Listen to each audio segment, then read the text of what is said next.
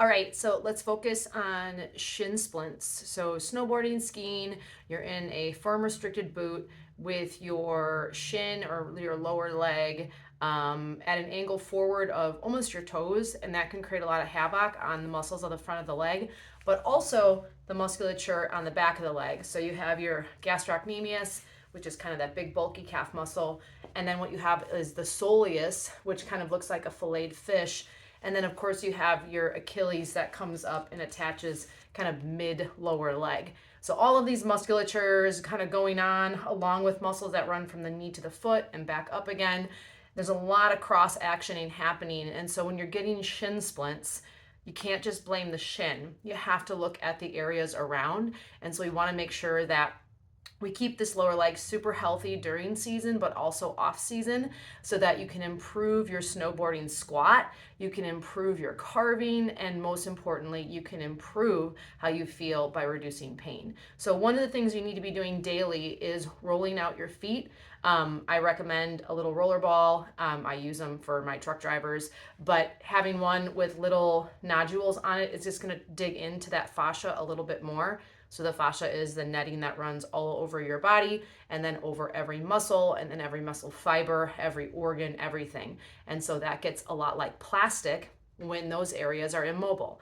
Hence, you're in a snowboard boot for hours at a time, and that part of your body is what? Immobile. And now you're starting to feel some of those repercussions. And for some of you, it's in the shins. For others of you, it's things like plantar fasciitis or maybe even knee pain.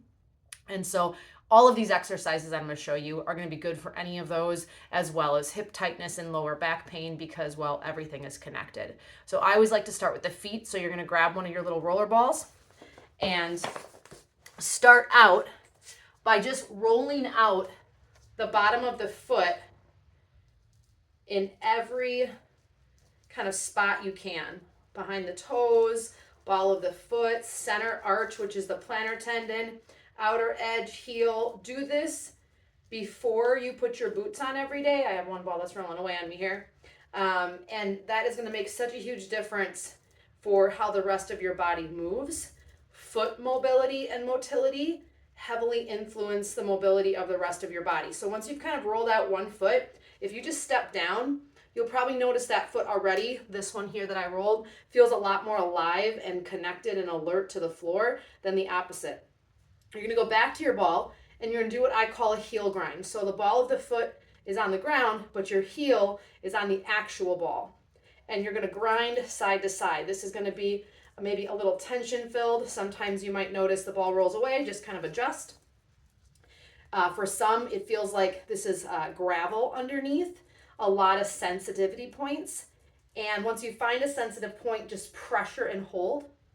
If you know anything about reflexology, the foot is the body mirrored.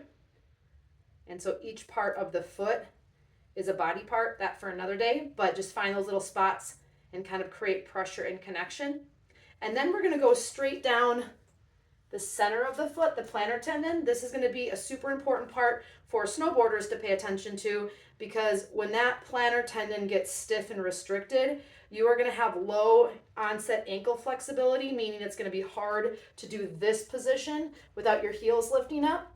You're going to have a lot of knee pain, and yes, it even can create shin issues and calf restriction. So you're just going to roll with as much pressure as you can handle from heel to ball of the foot several times. And this is going to be your least favorite, but it's going to be such a game changer for you. And so I'm just kind of angling my foot in a couple of different directions to make sure I get all parts of that plantar tendon. And then again, if you find a spot, just pressure and hold. Try to relax your toes. Really dig into that. And then finally, this is what I call the foot wave. Heel of the foot on the ground. Ball of the foot is right to the actual little roller ball. And now you're going to wave your foot side to side. Now, if you have poor range of motion in your foot, meaning you're not able to roll through the ball of the foot well, this is going to be a kind of a challenging one for you, especially with all the fancy shoes you wear nowadays, and snowboard boots especially. There's no flexibility in the sole, obviously for very specific reasons, but your feet aren't designed for that long term. So we want to make sure we work through that. And then once you've done that, again, stand down on the ground, and the foot you rolled should feel very much different than the foot that you didn't. Make sure we're going to be doing both sides. But once you've done that, let's do the opposite side. Then I'm going to show you some specific foot exercises you should be doing daily as well. So let's just start out with that full roll. Wouldn't it be nice if we could do both feet? Get the toes, the ball of the foot, the inner edge. So the inner arch of the foot is considered the line of the spine. So it's kind of nice to work that. The heel is the pelvis. The center of the foot is the digestive system organs. The shoulder girdle is up by the ball of the foot, and so on. And so just give that a good roll.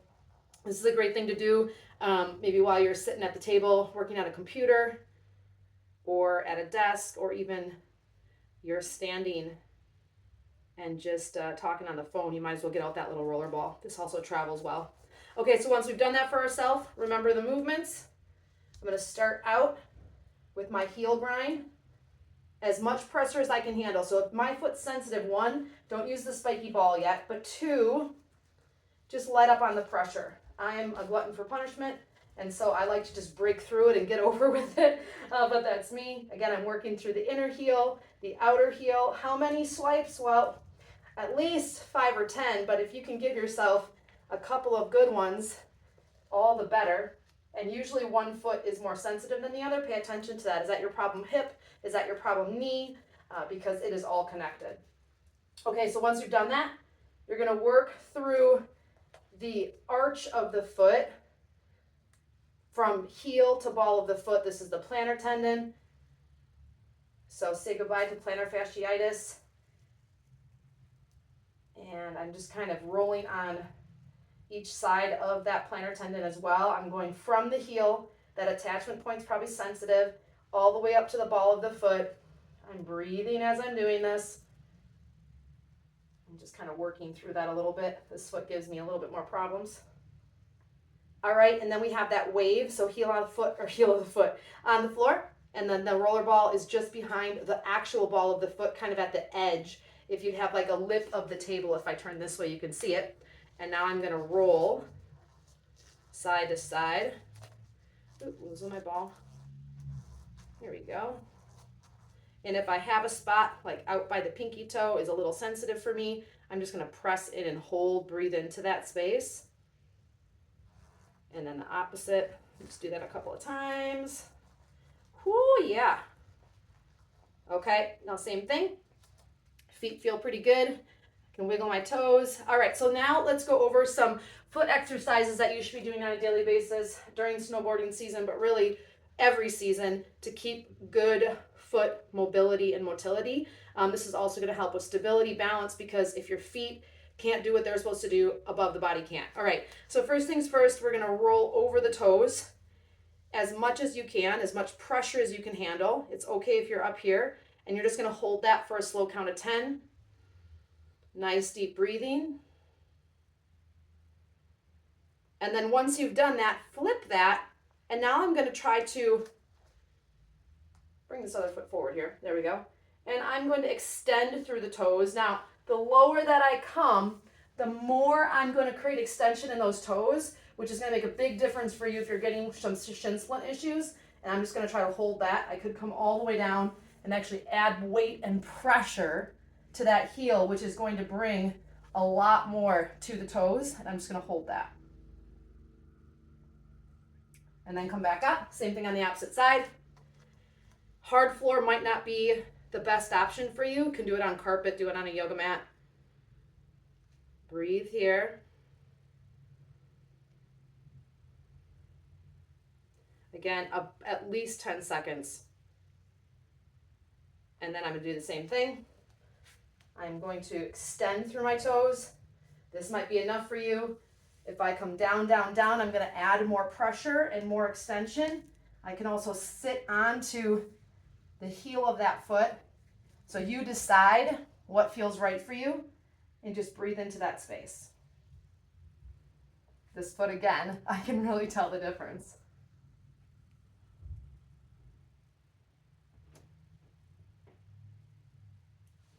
And then let up on that foot. Whoo-wee. Now take both feet, Extend through the toes. Now, you might have to move toes depending if your pinkies or your big toes kind of move in a funny direction. And now, as I'm here, I'm just gonna, I'm coming off of camera. I'm just gonna try to hold this if this is all I can handle. But if I can sit back onto those toes, if I can sit back, okay, all the better. Remember, my feet are benefiting, but really my lower legs are benefiting as well. I can feel that right in the arch of the foot. And if we can do 10 counts, awesome. If we can do 20 counts, awesome. If we can do 30 counts, even better. But I'm just gonna hold as long as I feel comfortable. And a lot of times discomfort is mental more than physical, but obviously honor your body.